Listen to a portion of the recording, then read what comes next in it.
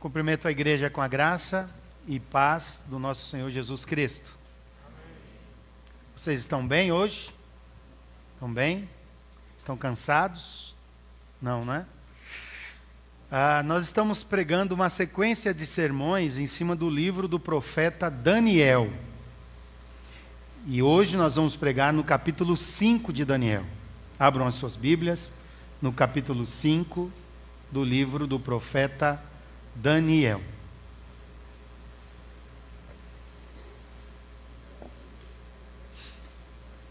Todos encontraram? Mais uma vez, é um capítulo longo, então eu peço a atenção de vocês, e assim que acabar a leitura, mantenha o livro no capítulo 5 aberto. Vocês estão acessando para o celular, mantenha acessado aí no celular na página, capítulo 5. Diz assim a palavra do Senhor: O rei Belsazar deu um grande banquete a 1000 dos seus grandes e bebeu vinho na presença dos 1000. Enquanto Belsazar bebia e apreciava o vinho, mandou trazer os utensílios de ouro e de prata que Nabucodonosor, seu pai, tirara do templo que estava em Jerusalém, para que neles bebessem o rei e os seus grandes, as suas mulheres e concubinas. Então trouxeram os utensílios de ouro que foram tirados do templo da casa de Deus, que estava em Jerusalém, e beberam neles o rei, os seus grandes e as suas mulheres e concubinas. Beberam o vinho e deram louvores aos deuses de ouro, de prata, de bronze, de ferro, de madeira e de pedra. No mesmo instante, apareceram os dedos de mão de homem e escreviam defronte do candeeiro na caiadura da parede do palácio real, e o rei via os dedos que estavam escrevendo. Então se mudou o semblante do rei, e os seus pensamentos o turbaram. As juntas dos seus lombos se relaxaram, e os seus joelhos batiam um no outro. O rei ordenou em voz alta que se introduzissem os encantadores, os caldeus e os feiticeiros. Falou o rei e disse aos sábios da Babilônia: Qualquer que ler essa escritura e me declarar a sua interpretação, será vestido de púrpura, trará uma cadeia de ouro ao pescoço e será o terceiro no meu reino. Então entraram todos os sábios do rei, mas não puderam ler a escritura, nem fazer saber ao rei a sua interpretação. Com isto, se perturbou muito o rei Belsazar, e mudou-se-lhe o semblante, e os seus grandes estavam sobressaltados. A rainha-mãe, por causa do que havia acontecido ao rei e aos seus grandes, entrou na casa do banquete e disse: Ó rei, vive eternamente. Não se turbe os teus pensamentos, nem se mude o teu semblante.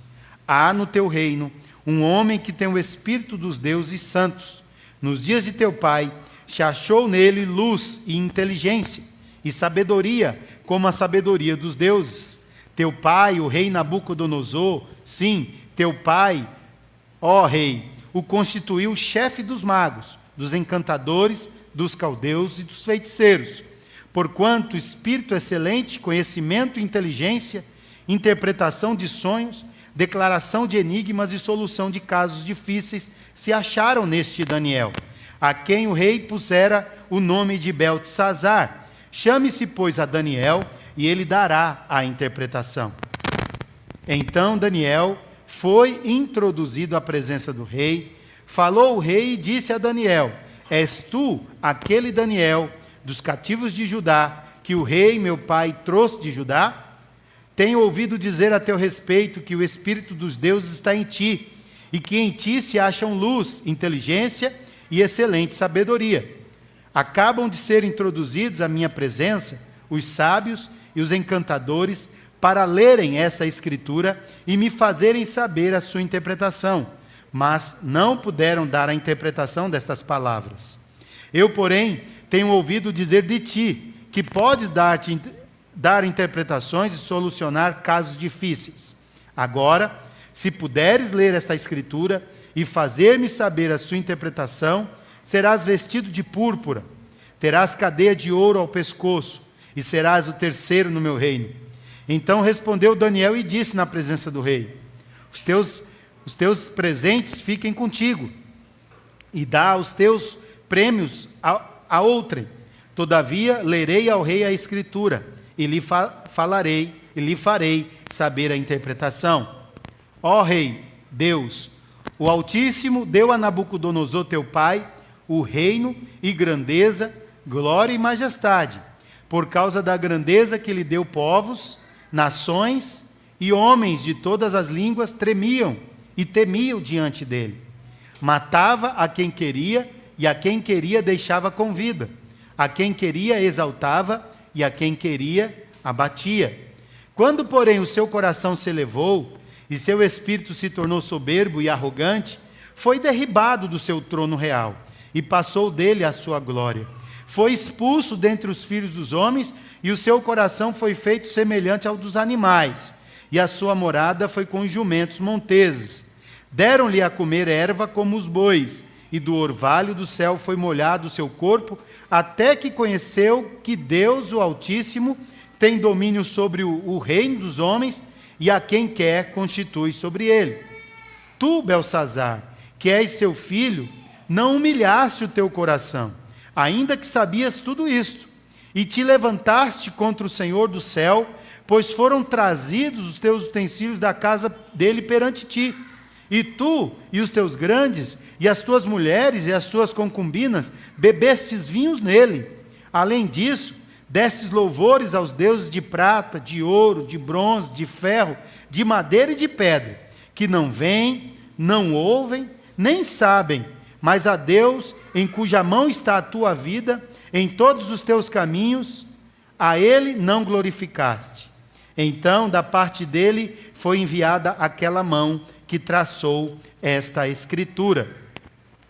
Esta, pois, é a escritura que se traçou. Mene, mene, tekel e parsim.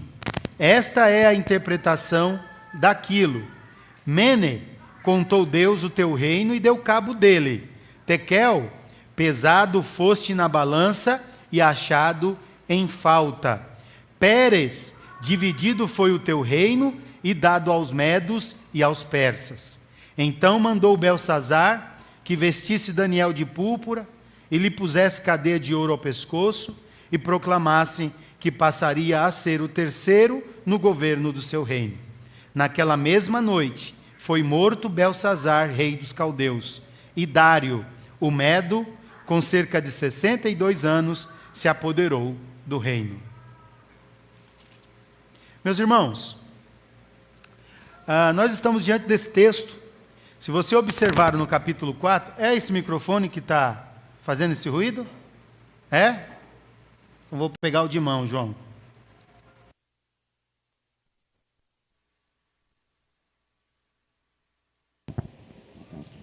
Aqui.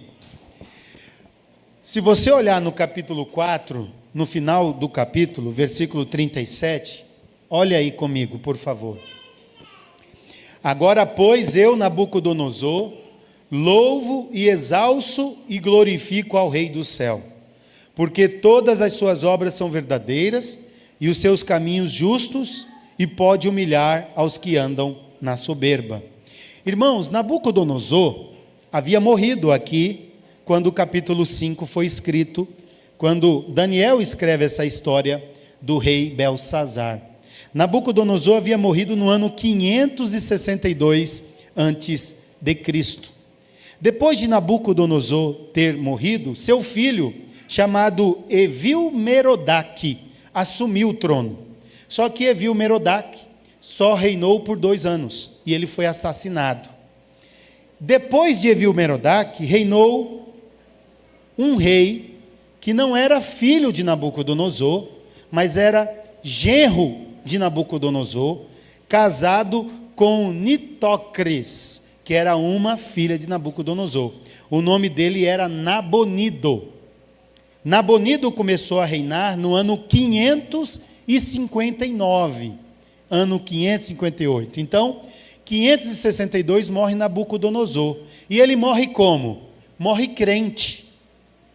Tudo indica que Nabucodonosor se converteu ao Senhor Deus de Daniel. e ele morre crente.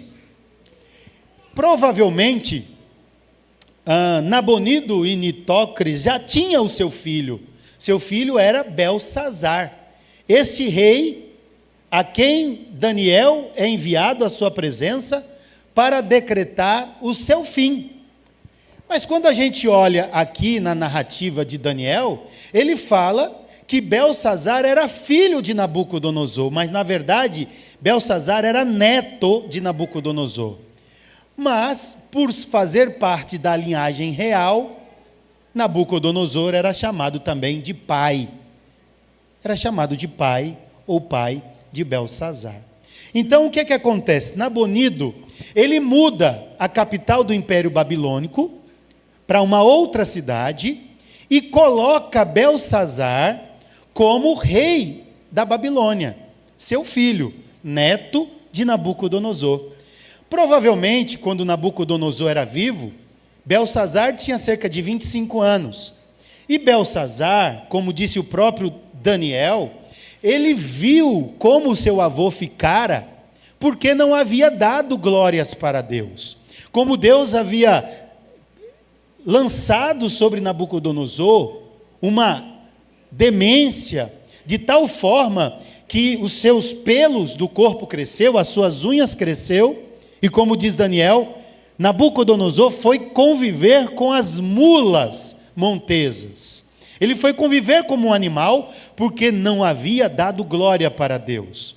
Deus havia dado a Nabucodonosor, e a gente vem estudando isso ao longo dessas pregações, de como Deus havia colocado Nabucodonosor como o grande imperador do grande império da Babilônia. E mesmo assim Nabucodonosor, vendo todo o seu império, todo o seu poderio bélico, todo o seu exército, toda a sua riqueza e toda a sua fama, ele bateu no peito e disse: olha como eu sou poderoso, olha como eu sou grande. E então Deus, ele abateu Nabucodonosor e lançou Nabucodonosor a viver com os animais. Mas Nabucodonosor caiu em si. E é justamente esse versículo 37 do capítulo 4. Quando ele cai em si e percebe que ninguém está acima do Deus de Daniel. E que só o Deus de Daniel é que tem o poder de conceder ao homem glória e honra. Mas ele só concede essa glória e honra de forma limitada, porque Deus não dá a sua glória para ninguém. Deus não compartilha a sua glória com nenhum ser, seja ser humano ou ser angelical. Só Deus é dono de toda a glória, só Deus é dono de todo o poder, e só Deus merece toda a honra. Somente Deus. E é por isso que ele conclui: agora, pois eu, Nabucodonosor, louvo e exalço e glorifico o Rei do céu. Nabucodonosor morre crente. E seu neto havia visto, havia presenciado isso. Mas mesmo assim, ele havia permanecido com o coração endurecido. Nabucodonosor morre. O seu tio assume o reino. Seu tio morre. E agora o seu pai, Nabonido, assume o trono. Nabonido muda de cidade a sua capital. E agora Belsazar é um rei regente, ou seja, ele reina em companhia de seu pai. Seu pai em outra cidade e Belsazar na cidade da Babilônia. Passam-se 20 anos. O ano é 539 a.C. Estava se completando os 70 anos do reinado de Nabucodonosor. O período em que Israel havia ficado cativeiro na Babilônia. Estava se completando 70 anos.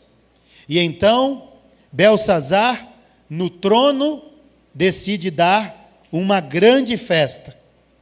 E ele chama todos os grandes líderes da Babilônia, os homens mais importantes, e ele reúne 1000 homens babilônicos, os 1000 homens mais importantes da Babilônia, de seu governo, e então ele dá um grande banquete, uma grande festa, regada a muita bebida e a muita promiscuidade, porque suas mulheres e suas concubinas participam de todo este ritual, porque passa a se tornar um ritual essa festa. As festas pagãs sempre está muito entrelaçada com as suas crenças, né? Não é à toa que a Igreja Católica Apostólica Romana adotou uma postura de criar festas relacionadas às divindades da igreja, né? Festa da padroeira tal, festa da padroeira X, festa da padroeira Y. Sabe o que eu lembro? Eu lembro que, das poucas vezes que eu fui a uma missa, minha mãe é católica, meus pais católicos romanos, das poucas vezes que eu fui na missa, minha mãe logo no início quis que eu fizesse a catequese. Fui 2 vezes e a catequista disse: olha, esse menino aqui é um capeta. Não dá para ele ficar lá que ele atrapalha todo mundo, não deixa ninguém aprender. E me entregou para minha mãe. E eu nunca mais fui. Eu era predestinado, né, irmãos? Deus tinha outros planos. E das poucas vezes que eu presenciei uma missa, uma vez eu vi um padre celebrando uma missa, era uma festa de uma padroeira da cidade, lá no interior do Rio Grande do Norte, e ele disse assim, terminou a missa, e essa frase não saiu da minha mente, terminou a missa, e ele disse assim: agora vocês estão liberados para participar dessa festa profana. Liberou o povo para participar da festa padroeira, cachaça, bebida, briga, e ele mesmo chamou de festa profana. E eu não tinha entendido aquilo naquele tempo. Depois, lendo a Bíblia, eu percebi. Eles sabem que é uma festa profana. Mas aí depois você vem para a igreja, no final da festa, pede perdão e está resolvido o seu problema. Como é que um líder, um sacerdote, manda o povo ir para uma festa profana? Esse conceito de festas religiosas, bebida, farra, ligado à religião, é muito antigo. Antes de Cristo. Está aqui. Belsazar reuniu todos os líderes, 1000 homens, dá uma festa profana, e o que ele introduz? Dê uma olhada na sua Bíblia aí, versículo 4. Beberam o vinho e deram louvores aos deuses de ouro, de prata, de bronze, de ferro, de madeira e de pedra. E aí o que acontece? Belsazar tem uma infeliz ideia. Vocês lembram da primeira pregação nossa sobre Nabucodonosor invadindo Jerusalém, destruindo o templo, destruindo os muros de Jerusalém e trazendo para o seu reino todos os utensílios do templo. Que utensílios eram esses? Castiçais, taças, bacias, todos os utensílios que haviam sido feitos pelos ourives e os artífices de Israel no período em que Israel estava no deserto construindo o tabernáculo. E que depois que Salomão inaugura esse templo, esses utensílios, juntamente com demais utensílios que o Senhor Deus havia orientado que o povo de Israel fizesse, compunham todos os mobiliários e todos os itens do tesouro do templo. Eram utensílios sagrados, utilizados para ser usado no templo a Deus. E Nabucodonosor havia trazido todos esses utensílios para a Babilônia. E agora, Belsazar, seu filho, seu neto, numa festa regada a muita bebida, a várias mulheres e rituais pagãos de adoração e de culto, ele manda que tragam os utensílios do templo de Israel, do templo ao único Deus, porque eles vão beber e vão usar aqueles utensílios dentro de uma mistura de um culto pagão que não agradava a Deus. E então, no meio daquela festa, no meio daquela bagunça, daquela falta de piedade, falta de santidade, de uma desconsideração total por aquilo que é verdadeiramente sagrado, Belsazar vê uma mão e um dedo que escreve na parede, no salão principal onde está reunido Belsazar e todos os 1000 homens importantes da Babilônia. E aquele dedo escreve na parede, Mené, Mené, Tekel, Parsi.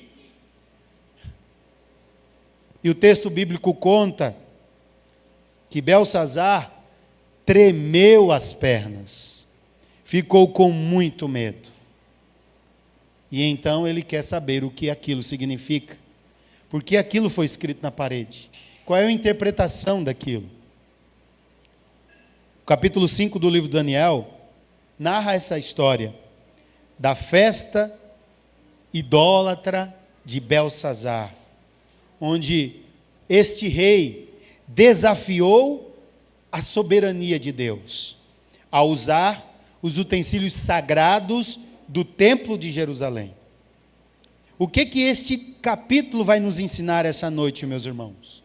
Vai nos ensinar que de Deus não se zomba. Deus é soberano, e mais uma vez ele vai demonstrar a sua soberania aqui no livro de Daniel. Ele já havia demonstrado a sua soberania sobre a vida de Daniel, que interpretou os sonhos de Nabucodonosor, acerca do período do reino de Israel, do reino do Império Babilônico, melhor dizendo, sobre todas as outras nações. Deus havia usado e havia demonstrado a sua soberania sobre aquela fornalha ardente, na qual foram jogados os amigos de Daniel. Deus já havia demonstrado a sua soberania sobre os animais, quando Daniel é lançado na cova dos leões. Deus já havia mostrado a sua soberania sobre o rei Nabucodonosor, porque este rei havia se colocado acima de Deus, ou como se Deus fosse, e não havia dado glória ao Deus de forma devida, e Deus o humilha e o lança a viver como um animal. E agora Nabucodonosor está morto, o rei Belsazar reina por 20 anos, mas o tempo dele está contado, porque Deus vai mostrar para ele que ele é soberano. E aí nessa noite eu quero falar com você sobre a soberania de Deus e o juízo sobre a arrogância humana. Nós estamos falando ao longo desses domingos, e você depois pode acessar o canal do YouTube da igreja, lá tem as outras pregações, sobre a soberba. João Calvino, ele escreve que a soberania de Deus é a base da nossa confiança e nossa esperança. Nós não confiamos na nossa soberba, nós não confiamos no nosso orgulho, nós não confiamos no nosso poder, na nossa inteligência. Gente, lá em casa, vira e mexe, as meninas ficam brincando sobre síndrome do exclusivo. Como é que é? Síndrome do exclusivismo, né? O ser humano, alguns seres humanos têm a síndrome do exclusivismo, elas falam. São pessoas que se acham demais. São pessoas que se acham espertas demais, sabidas demais. Pessoas que querem ser o estrela, que querem tomar proeminência em todos os lugares e acham que tudo deve estar debaixo de seus pés. Não é? Gente, nós estamos num país, deixa eu lhe contar, digo, no mundo, que tem mais de 8 bilhões de pessoas. Não é? Como é que eu posso pensar que eu sou alguma coisa? Como é que eu posso pensar que eu sou a última Coca-Cola do deserto, o último biscoito do pacote? Como é que eu posso pensar e ter a jactância e a soberba de imaginar que eu sou o centro deste mundo e que tudo tem que estar debaixo dos meus pés? Isso é soberba. Tem pessoas que entram em relacionamento e quer que o outro seja seu escravo. Você tem que fazer o que eu quero, se não fizer o que eu quero, você não serve para mim. Ontem estávamos no culto e o pastor pregou muito bem, dizendo que isso não é amor.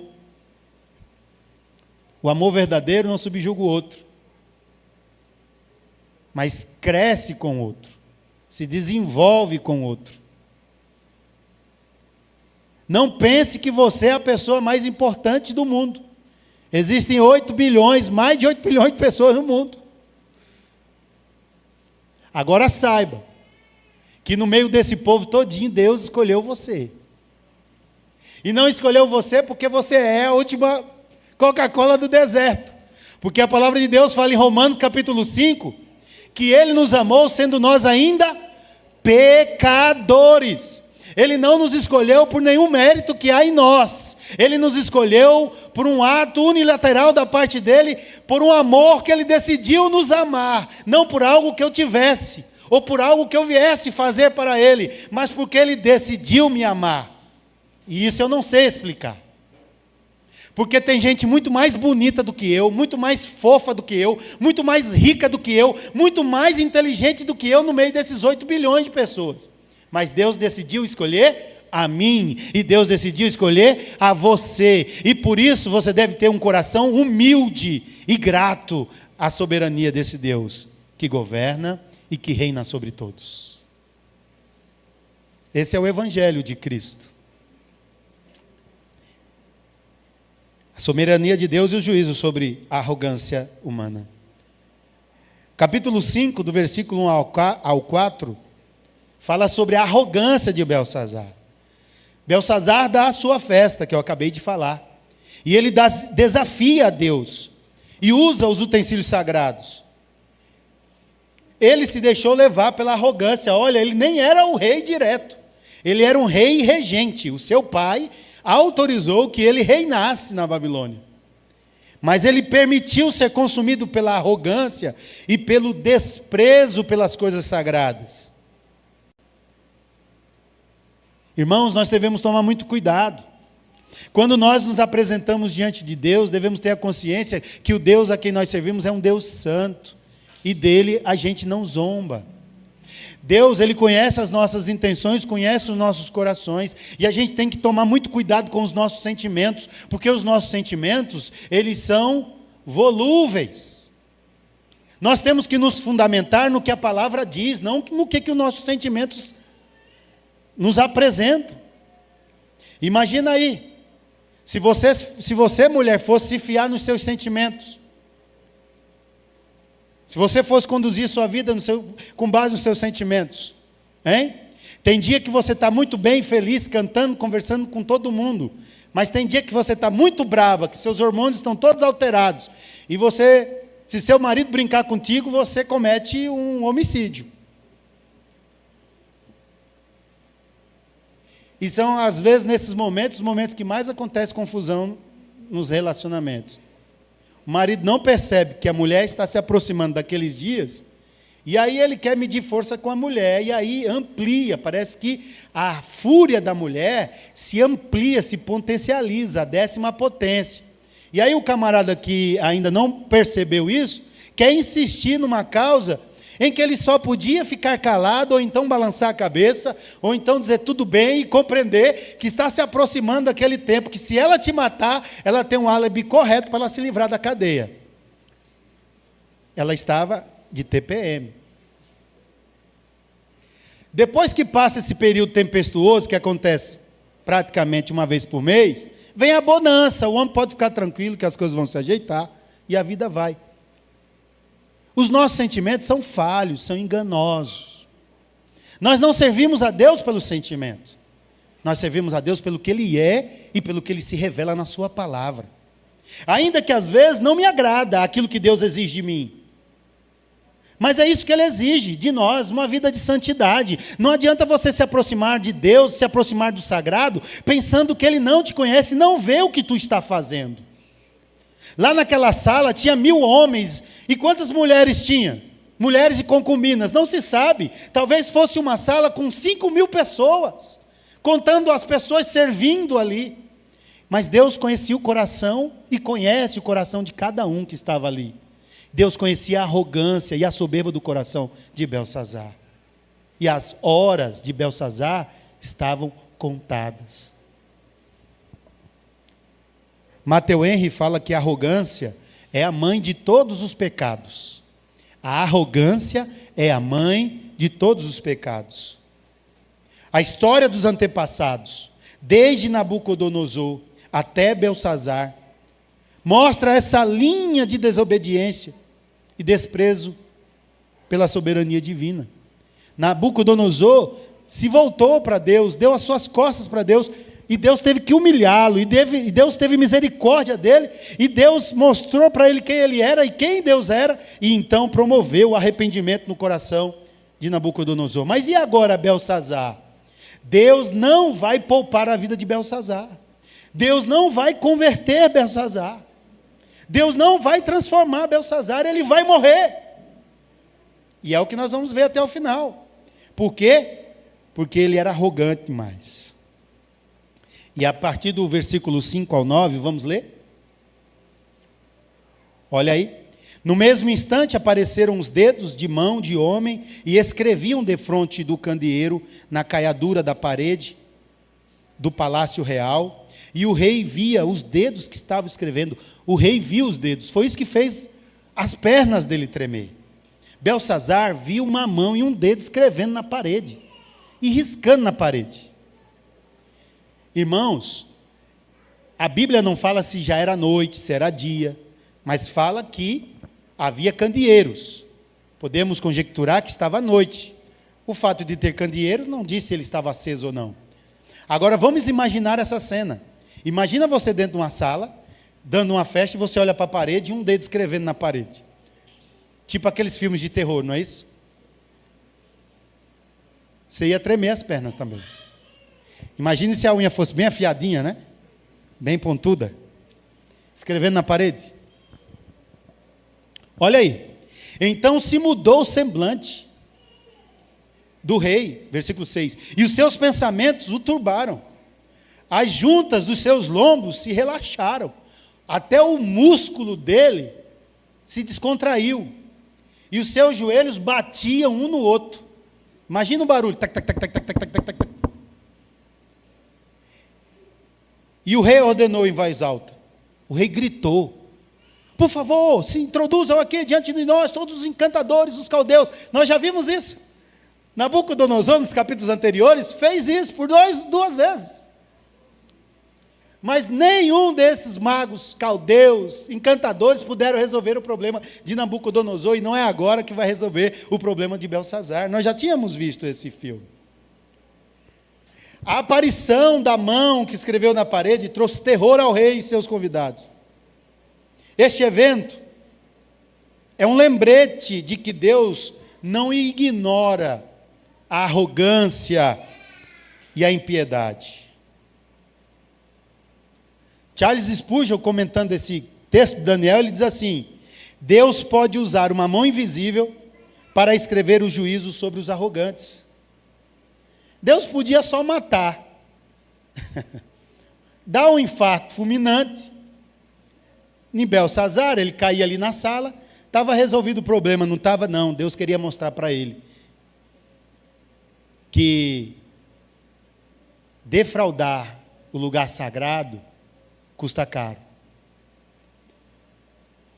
Se voltar contra o Senhor, o Deus Todo-Poderoso, custa caro. Por isso que Pedro fala, não brinque com Deus. De Deus não se zomba. Aquilo que o homem plantar, ele vai colher. Aquilo que o homem semear, ele vai colher. Não zombe de Deus. Não brinque com Deus. Não brinque com o sagrado. E a mensagem escrita foi Mené Tekel Parsim, que Daniel dá a introdução, dá a tradução. Aí quando nós olhamos do versículo 10 ao 17, é quando Daniel interpreta. E quando Daniel está interpretando, ele lembra Belsazar da história de seu avô. Ele lembra. Você viu o que aconteceu com Nabucodonosor. Você teve a oportunidade de se converter com seu avô, mas você endureceu seu coração. Você preferiu a arrogância do que a simplicidade. Preferiu a soberba do que a humildade. Preferiu a sua altivez do que o quebrantamento, do que a simplicidade. Olha aí, vamos ler, versículo 10. A rainha mãe. Quem era a rainha mãe? Filha de Nabucodonosor. Mãe de Belsazar. A rainha mãe, por causa do que havia acontecido ao rei e aos seus grandes, entrou na casa do banquete e disse, imagine, a rainha mãe está lá nos seus aposentos, de repente chega um serviçal, rainha, seu filho e todos os convidados estão em crise. Por quê? Porque seu filho e os convidados viram uma mão escrevendo na parede, escreveram uma frase, e ele está pirado, está morrendo de medo. Ele já chamou os encantadores, os magos para interpretar, e eles não conseguiram interpretar. Ele precisa de você. Então a rainha mãe se levanta de seus aposentos, corre para o salão real, chega lá e diz assim, A rainha mãe, por causa do que havia acontecido ao rei e aos seus grandes, entrou na casa do banquete e disse: ó rei, vive eternamente. Não se turbe os teus pensamentos, nem se mude o teu semblante. Há no teu reino um homem que tem o espírito dos deuses santos. Nos dias de teu pai se achou nele luz e inteligência e sabedoria, como a sabedoria dos deuses. Teu pai, o rei Nabucodonosor, sim, teu pai, ó rei, o constituiu chefe dos magos, dos encantadores, dos caldeus e dos feiticeiros. Porquanto espírito excelente, conhecimento e inteligência, interpretação de sonhos, declaração de enigmas e solução de casos difíceis se acharam neste Daniel, a quem o rei pusera o nome de Beltesazar. Chama-se, pois, a Daniel, e ele dará a interpretação. Então Daniel foi introduzido perante o rei, e Daniel começa. Dê uma olhada no versículo 13. Então Daniel foi introduzido à presença do rei, falou o rei e disse a Daniel: és tu aquele Daniel dos cativos de Judá, que o rei, meu pai, trouxe de Judá? Tenho ouvido dizer a teu respeito, que o Espírito dos deuses está em ti, e que em ti acham luz, inteligência e excelente sabedoria. Acabam de ser introduzidos à minha presença os sábios, os encantadores, para lerem esta escritura e me fazerem saber a sua interpretação, mas não puderam dar a interpretação destas palavras. Eu, porém, tenho ouvido dizer de ti, que podes dar a interpretação e solucionar casos difíceis. Agora, se puderes ler essa escritura e fazer-me saber a sua interpretação, serás vestido de púrpura, terás cadeia de ouro ao pescoço, e serás o terceiro no meu reino. E olha só o que Daniel diz: os teus presentes fiquem contigo, e dá os teus prêmios a outrem.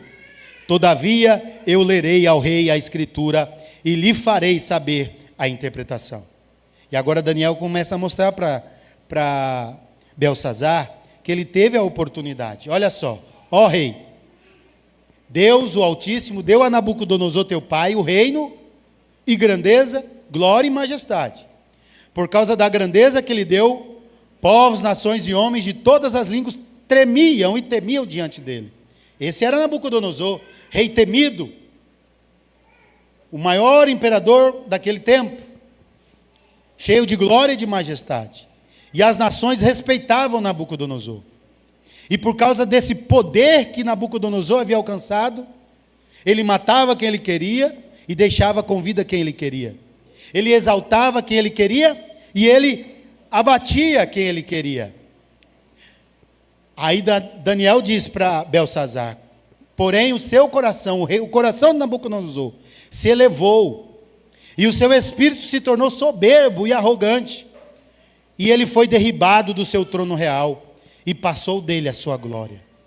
Ele foi expulso dentre os filhos dos homens, e o seu coração foi feito semelhante ao dos animais, e a sua morada foi com os jumentos monteses.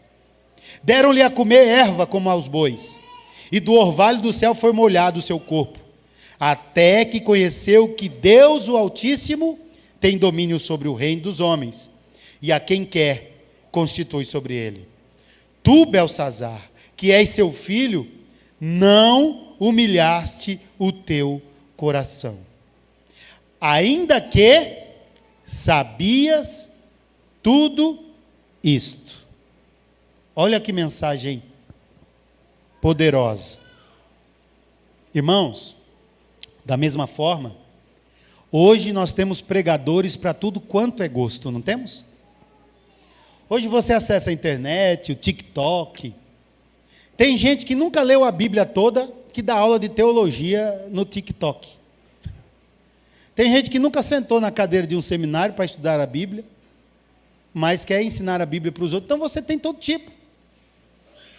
Hoje você tem a Bíblia da mulher, a Bíblia do homem, a Bíblia da criança, a Bíblia do bebê, a Bíblia do idoso, a Bíblia do casado, a Bíblia do divorciado, a Bíblia do... É Bíblia de tudo quanto é jeito. Bíblia rosa, Bíblia amarela, Bíblia roxa, Bíblia grande, Bíblia pequena, Bíblia com letra azul, letra vermelha, letra preta. Tem NVI, tem ARA, tem NA, tem Bíblia de tudo quanto é jeito. A Bíblia é a palavra de Deus. E mesmo assim, diante disso tudo, diante da internet, da tecnologia, dos TikTokers, dos influencers teológicos, das Bíblias de diversos tipos, para todo tipo de gosto, ainda tem pessoas que insistem em ensoberbar o seu coração. Ainda tem pessoas que insistem em voltar as costas para Deus. Ainda tem pessoas que insistem em não render graças a Deus e não buscar a Deus como Ele deve ser buscado por sua palavra. Porque, irmãos, nós não buscamos Deus de qualquer jeito e não adoramos Deus de qualquer jeito. Deus revelou na sua palavra a forma como Ele quer ser adorado.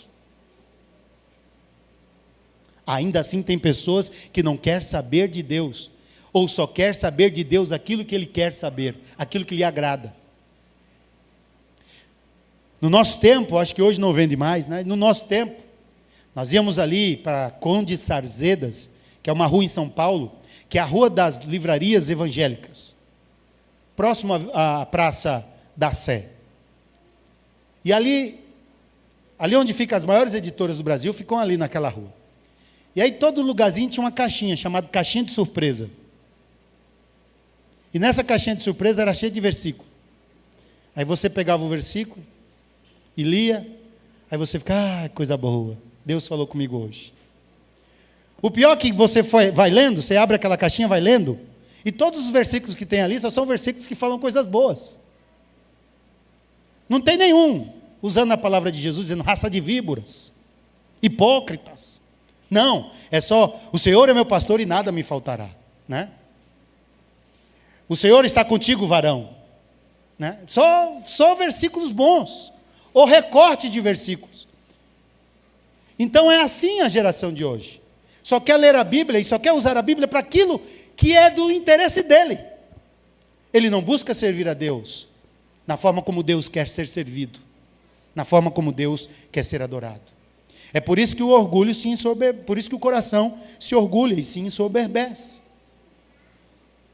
Belsazar sabia o que Deus havia feito com seu pai, seu avô. Ele viu como seu avô ficou. E ele ouviu o seu avô glorificando a Deus e convocando o seu palácio para se entregar ao único Deus verdadeiro, que era o Deus Altíssimo, o Deus pregado por Daniel no cativeiro. Mas o coração dele estava longe. Belsazar estava longe, ele tinha endurecido o coração. Meu irmão, minha irmã, não endureça o seu coração. Não endureça o seu coração. Deus diz a você, não endureça o seu coração. A falta de arrependimento de Belsazar o levou à sua ruína. E aí, depois da interpretação de Daniel, vem o juízo de Deus, que vai do versículo 18 ao versículo 31. Agora olha o versículo 22.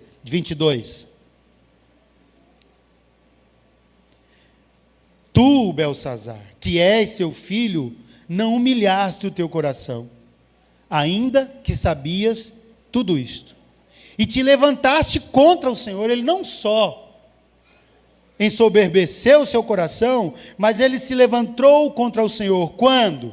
Quando você mandou trazer os utensílios da casa dele perante ti, e tu, e os teus grandes, e as tuas mulheres, e as tuas concubinas, bebestes vinho neles. Além disso, destes louvores aos deuses de prata, de ouro, de bronze, de ferro, de madeira e de pedra, que não veem, não ouvem, nem sabem. Mas a Deus, em cuja mão está a tua vida, e todos os teus caminhos, a Ele não glorificaste. Tu não deu glória a Deus. Você preferiu adorar as coisas. Abra sua Bíblia em Romanos. Abra sua Bíblia em Romanos, capítulo 1 do livro de Romanos.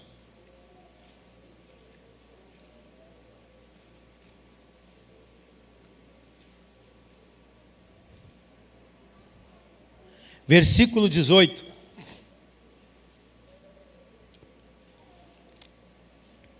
Olha só o que diz Paulo aos crentes que se reuniam na cidade de Roma.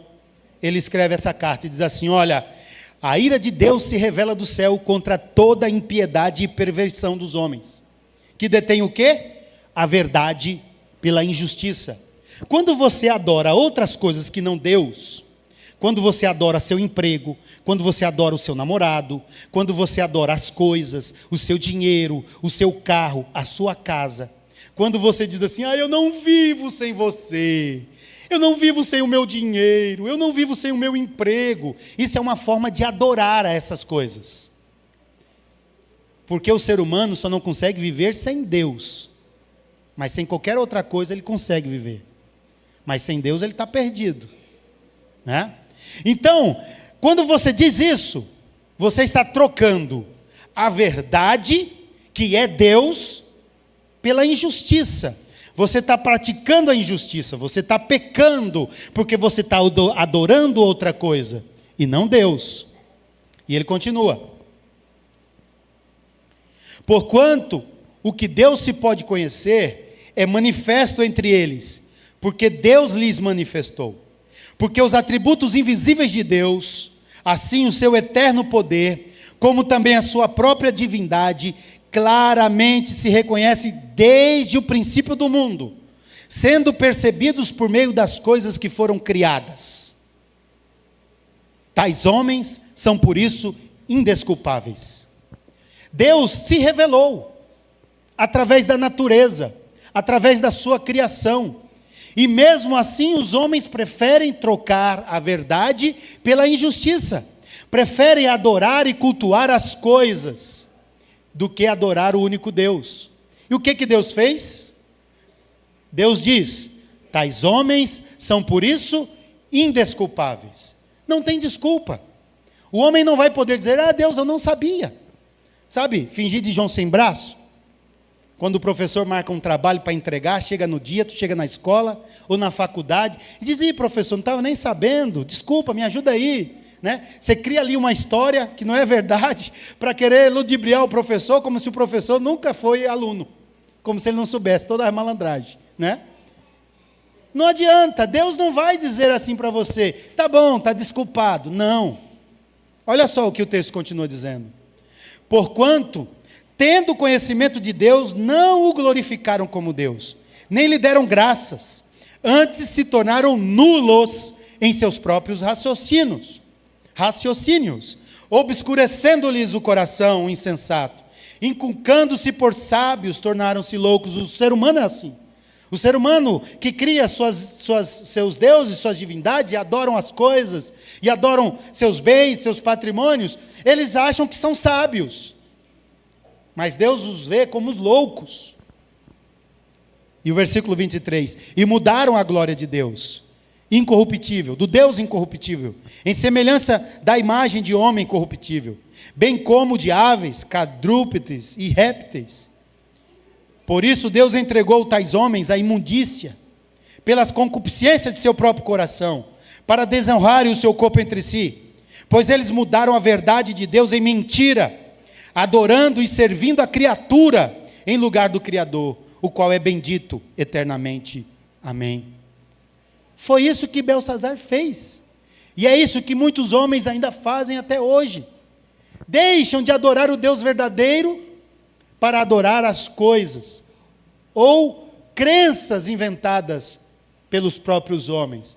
Porque os homens, com a finalidade de preencher o vazio que existia na alma, eles negam Deus, mas criam divindades, fazem pequenos deuses, para que ele e outros possam adorar. E Beltsazar havia feito isso. Beltsazar, ele havia esquecido de Deus, ainda que Deus tivesse se revelado e, através de Nabucodonosor, declarado que só ele merece toda a adoração. E aí Daniel continua, irmãos, volta lá para o texto de Daniel. E te levantaste contra o Senhor do céu, pois foram trazidos, versículo 23, pois foram trazidos, não dobrou o seu coração, pelo contrário, você tem um coração endurecido diante de Deus. 2 braços, que Daniel interpretou como sendo os 2 reinos, os reinos Meda e Persa, o reino Medo-Persa, que agora estava invadindo os territórios da Babilônia. E, irmãos, nesse ponto, naquela mesma noite, enquanto Beltsazar e seus convidados promoviam aquele carnaval da morte, o rei Dário, ele havia desviado o curso do rio Eufrates. Ele havia desviado o curso do rio Eufrates, que cercava a cidade de Babilônia e que era uma barreira para que os inimigos não adentrassem a Babilônia. Mas Dário havia desviado o curso do rio Eufrates. E enquanto Belsazar banqueteava e desonrava aquilo que era santo, e seu reino e sua vida era julgada e pesada na balança, o rei Dário atravessa o rio Eufrates, sitia a cidade da Babilônia, invade Babilônia e destrói Babilônia. Até hoje, no norte do Iraque, estão lá as ruínas do Império Babilônico. Desde a época da invasão do Império Medo-Persa. Vocês devem lembrar, essa história foi contada por um ator brasileiro num filme, né? O Rei Persa, né? Qual o nome daquele ator brasileiro que fez Dário? Rodrigo Santoro, né? O rei no Medo-Persa, eles eram terríveis, sanguinários. Eles chegaram destruindo tudo. O jardim Babilônia, o jardim suspenso da Babilônia foi tudo para o chão, as universidades, foi tudo destruído. Tudo destruído. Todo aquele apogeu, toda aquela fama, toda aquela glória da Babilônia, não restou em nada, revelando a soberania de Deus sobre reinos, sobre impérios e sobre poderes. Meus irmãos, naquela mesma noite, versículo 30, foi morto Belsazar, rei dos caldeus. Naquela mesma noite, num banquete, numa festa, em que ele estava ali celebrando sua glória, seu poder, com milhares de amigos e mulheres, e diante de várias divindades. Foi naquela mesma noite que Deus decretou a morte de Belsazar. O rei Dário e seu exército invade a Babilônia. E Dário, o Medo, com cerca de 62 anos, se apoderou do reino da Babilônia. Foi-se aquele império que por décadas governava aquele mundo antigo. Por quê? Porque um homem soberbo não reconheceu a soberania de Deus. E aí a soberania de Deus vem com juízo sobre a arrogância humana. A história de Belsazar, meus irmãos, nos ensina sobre a importância de reconhecer a soberania de Deus e a necessidade de humildade diante dele. Irmãos, hoje, pastor Bruno, ele leu Lucas capítulo 19. E eu lhe convido a fazer a leitura do 19 até a crucificação de Jesus. Você vai observar várias lições de Jesus sobre uma vida que agrada a Deus. E uma vida de humildade. É a partir do 19 que nós temos várias referências. A partir de Lucas 19, que nós temos várias referências de elementos que revelam a humildade de Jesus. Para além dele ter entrado sob um jumentinho, e é propício relembrar esse texto, a gente observa que a partir do 19, Jesus, ele purifica o templo. As pessoas estão vendendo, fazendo câmbio ali no templo, e ele expulsa aquelas pessoas de lá. E é onde ele alcunha a frase: a minha casa será casa de oração, mas vós transformastes em covil de salteadores. Jesus, ele vai chorar por Jerusalém.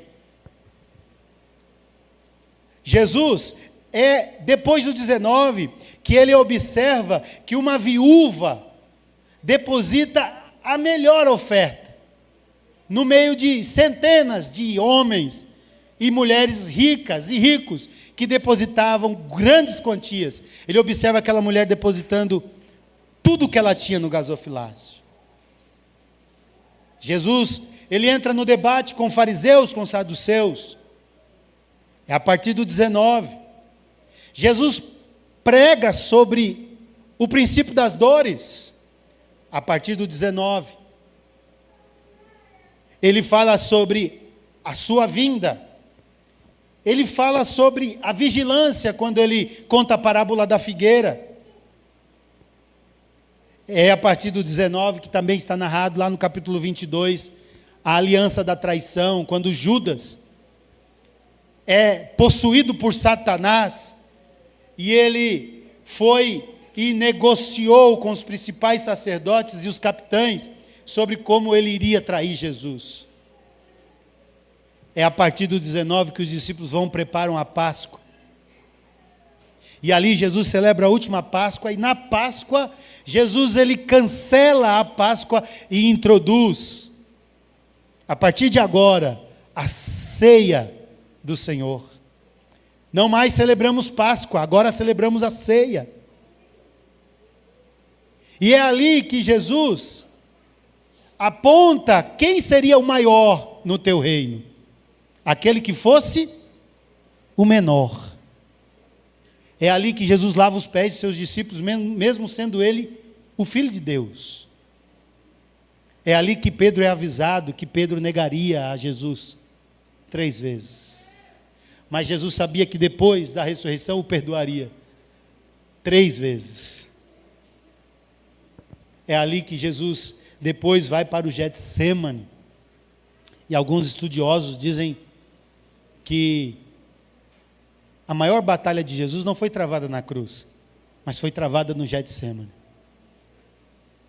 E é dali que, como um cordeiro mudo, Jesus é preso, é julgado naquela madrugada pelos sacerdotes, cuspido, esbofeteado, levado a Pilatos, de Pilatos ao rei Herodes, do rei Herodes a Pilatos, batem nele, espancam ele, dilaceram o seu corpo, como diz Isaías, ele é moído, humildemente, calado, ele consegue andar por certos metros, ou não chega a dar 1 quilômetro, uns 500, uns 100 metros, 200 metros, mas ele não consegue mais andar, ele está fragilizado, apanhou demais, e então é chamado um outro homem para auxiliá-lo a carregar a sua cruz, o Cirineu.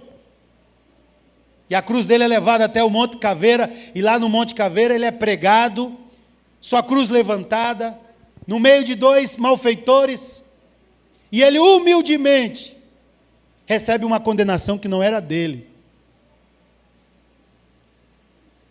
E ali, depois de dizer várias palavras na cruz, ele diz a sua última, penúltima, né?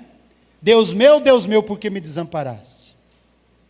E os teólogos estudiosos dizem que é nesse momento que o pecado da humanidade cai sobre Jesus. E então ele suspira e morre. Tudo como ato de humildade. E eu lhe faço uma pergunta nessa noite para concluir. Do que adianta o nosso orgulho? Do que adianta a nossa soberba? Diante de tamanha demonstração de humildade. Deus revela sobre a vida de Belsazar que ele é o soberano. Você consegue dar glória ao soberano? Você consegue adorar o soberano? Você consegue dizer, Deus, muito obrigado porque Tu és soberano. E tenha misericórdia de mim, porque em alguns momentos da caminhada dessa minha vida, eu penso que eu sou alguma coisa. Eu penso que eu sou o centro. Mas o centro é o Senhor. O centro é Deus. Só a Ele, para Ele e por Ele são todas as coisas. Curve sua face, vamos orar. Senhor nosso Deus, muito obrigado por Tua palavra, que nos ensina sobre a Sua soberania, sobre todos, que nós nunca venhamos nos esquecer de que todo joelho se dobrará diante do Senhor. Ó Deus, Te louvamos porque o Senhor nos ensina. O Senhor nos ensinou a humildade através de Jesus. O Senhor nos ensinou a humildade. Longe de nós, Senhor, profanarmos o Teu santo templo, longe de nós profanarmos o Teu santo nome, longe de nós profanarmos a Sua santa palavra. Nós nos rendemos a tudo isso. Rendemos ao Senhor, rendemos a nossa vida à Sua presença. E clamamos e dizemos que Louvado pelos séculos dos séculos seja aquele que é altíssimo e soberano. Aquele que enviou o seu Filho para morrer em nosso lugar na cruz do Calvário. Nós te louvamos, ó Pai. E nos ajude, Senhor, a vivermos para o Senhor, para a glória do Senhor. Porque tudo o que somos e que temos é do Senhor. Em nome de Jesus. Amém.